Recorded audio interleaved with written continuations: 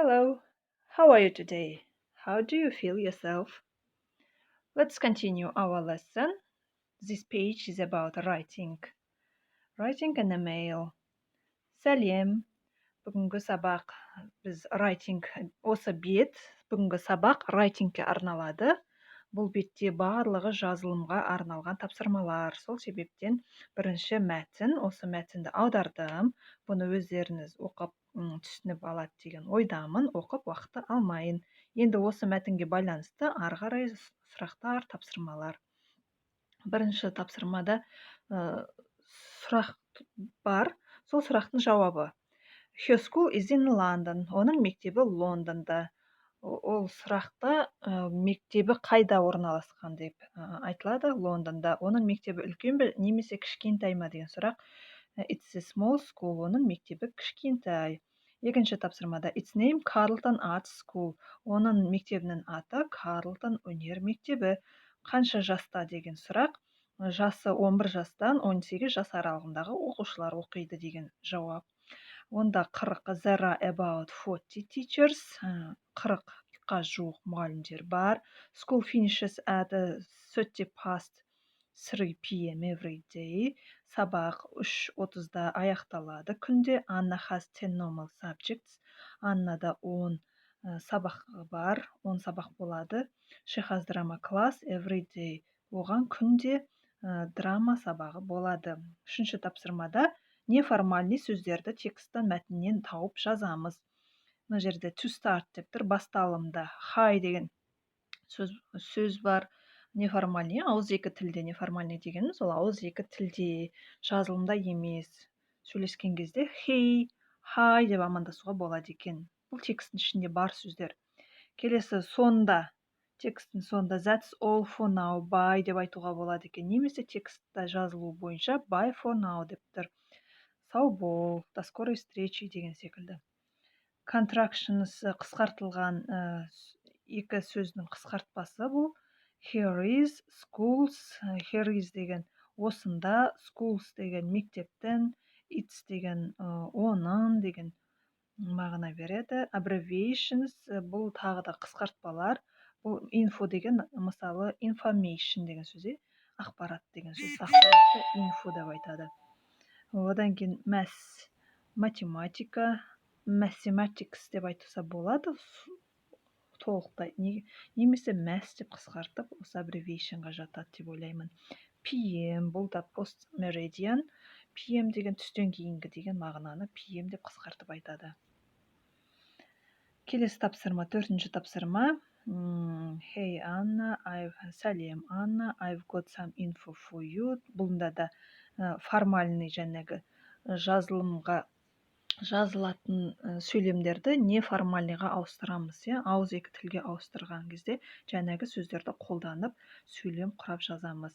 I've got some info for you. Менде саған деген біраз ақпарат бар. Here is a photo of my school. Фотограф деген сөз.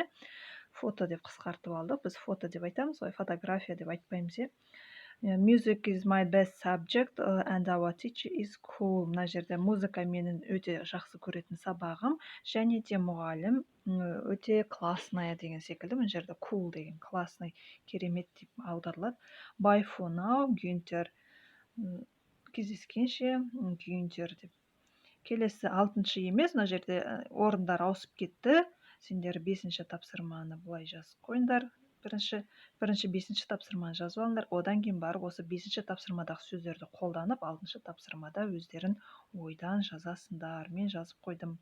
School name after Абай, my school is big. Менің мектебім үлкен. Өздерің қандай мектеп аттары, мектебінің аты қандай болса, сол мектептің атын жазуға болады. Абай деген орнына. Pupils from 5 to 18 years old. Бұл мектепте 5 жастан бастап 18 жасқа дейін оқиды. Немесе сендердікі қандай болуы мүмкін? 6 жастан 17 жас болса, солай жазса болады.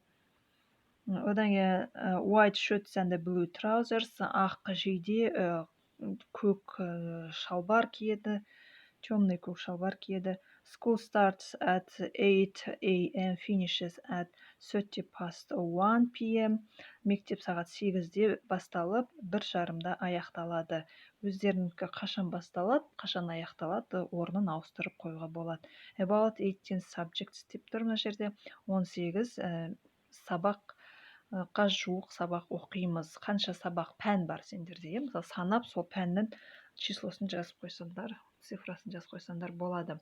Енді осыларды қолданып 6-шы тапсырманы орындаймыз. I go to a high school in Алматы. Алматының орнына өз қалаларын жазсаңдар болады.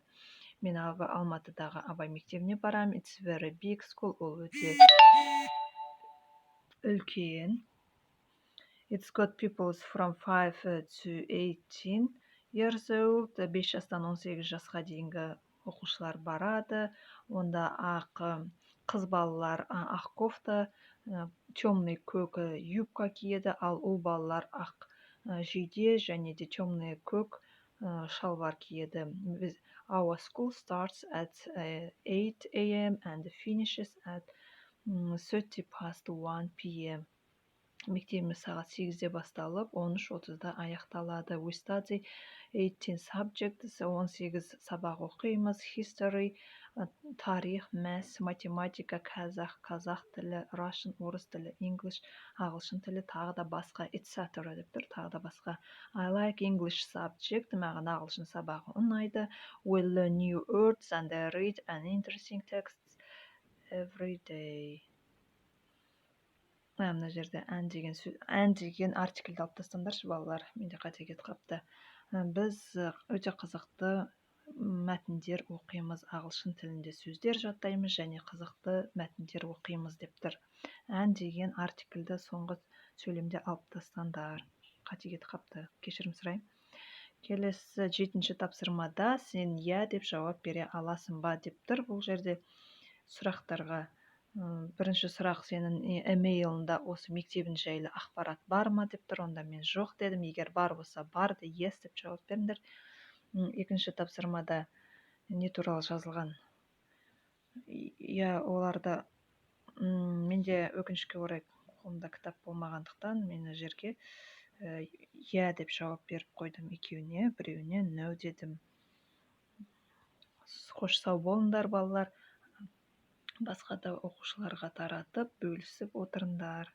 Комментарий жаз қойыңдар, лайк басып, ұнаса.